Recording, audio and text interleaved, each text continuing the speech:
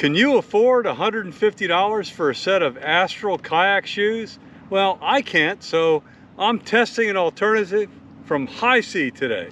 Stay tuned. There are a couple of truths around kayak fishing. And the first is that your feet are gonna get wet. They'll either get wet when you launch, or when you have to push off a rock, or here where I fish inshore, when you hit an oyster bed. Your feet are gonna get wet. So the issue, of course, if you're worried about cold, is wear a pair of hip waders with the solution I'm about to test. So what happened is that the folks at HiSea, let me get this off, sent me one of their rubber boots. It has a breathable liner, and I'm gonna test this today. And why I think this might work for inshore fishing is that it is high. If you fish inshore and wear a pair of low-cut water shoes or something like that, you're going to destroy your ankles if you have to stand on an oyster bed. So you have to have ankle protection at least up to here to make sure you don't come back a bloody mess.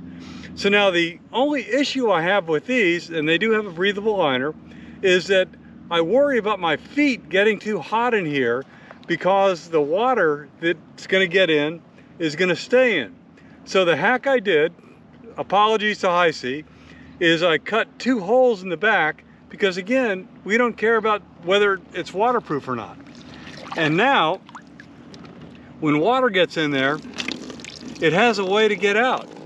So I'm going to use these for the next 2 hours or so and see what my feet feel like at the end of that, and we'll see if these are a good option because they are a lot less expensive than a set of Astrals. Keep watching.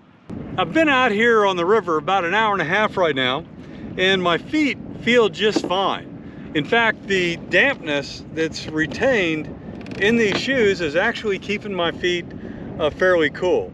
Now, the temperature today is only about 85. We'll see how this works when it's 95 in the middle of summer.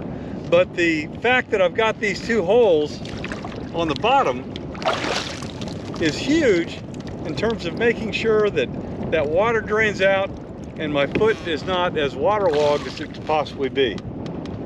Well, comments? You guys have suggestions on inexpensive kayak shoes that will still protect your ankles on oyster beds or other nasty things you may run across? If so, throw it down below. Thanks.